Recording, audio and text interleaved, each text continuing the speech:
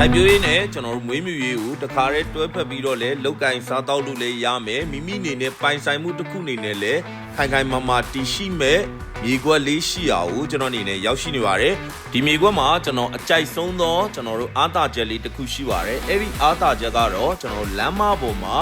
ပေ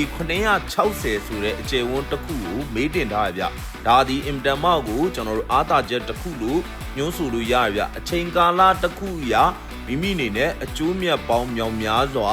ကျွန်တော်တို့အကျိုးရှိအောင်အသုံးချလို့ရတဲ့နေရာလေးတစ်ခုပါမီးပါမယ်ကျွန်တော်တို့ရေပါမယ်ကျွန်တော်တို့ခြံရဲ့အကျယ်ဝန်းနေနဲ့4.3နှစ်ဆိုတဲ့ဧကအကျယ်ဝန်းကိုတည်ရှိတဲ့နေရာလေးကတော့ကျွန်တော်ပြင်ဦးလင်မြို့ရဲ့ကျွန်တော်ကျွဲနှစ်ထောင်စံပြကျေးရွာလေးမှာတည်ရှိတယ်ဗျကျွဲနှစ်ထောင်စံပြကျေးရွာကကျွန်တော်တို့ဘယ်နာလေးလဲလို့မေးရင်ကျွန်တော်မန်လေးလာရှိုးလမ်းတဗျူးကိုသွားတဲ့လမ်းတဲ့တဲ့ကြီးသွားမယ်ဆိုရင်ကျွန်တော်တို့ကျွဲနှစ်ထောင်စံပြကျေးရွာကိုရောက်ရှိမယ်ဗျအဲ့တော့ကျွန်တော်ဖိန်းစေးဝါစက်ယုံရဲ့နောက်ကျောဆိုရင်ပို့ပြီးတော့မှန်ကန်ပါလိမ့်မယ်အမှန်တကယ်ကျွန်တော်တို့အသုံးတဲ့လူအမှန်တကယ်အသုံးချတဲ့လူတို့ကတော့တော်တော်ကြီးအဆင်ပြေပြီးတင်းတင်းလေးမယ်ကျွန်တော်တို့စိုက်ပျိုးရေးလဲလုပ်လို့ကောင်းတယ်ပြင်ဦးလင်မျိုးဖြစ်တဲ့အတွက်မွေးမြူရေးရလဲအဆင်ပြေတယ်ရေလွယ်တယ်မီးလွယ်တယ်ဆိုတဲ့အတွက်ဒါဒီတော်တော်ကြီးကိုအသုံးချလို့ရမယ်ဗျ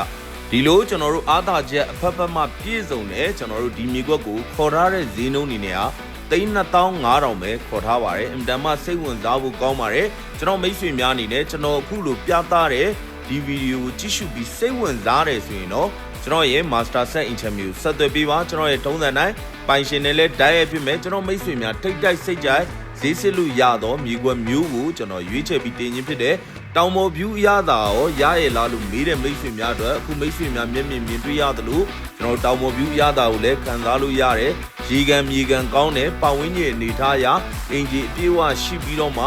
မြေမျိုးစားအနေနဲ့ပုံစံခုံမြေမျိုးစားဖြစ်တဲ့အတွက်ပိုင်ဆိုင်မှုခိုင်ခိုင်မာမာနဲ့ဝယ်ယူလို့ရပါတယ်ရင်းနှီးမြှုပ်နှံမှုအရကျွန်တော်တို့စဉ်းစားကြည့်မယ်ဆိုရင်လည်းလမ်းမကြီးပေါ်မှာပေ960ဆိုတဲ့အတွက်အချိန်ကာလတစ်ခုရာခွဲချမ်းစိတ်ဖြာပြီးတော့မှ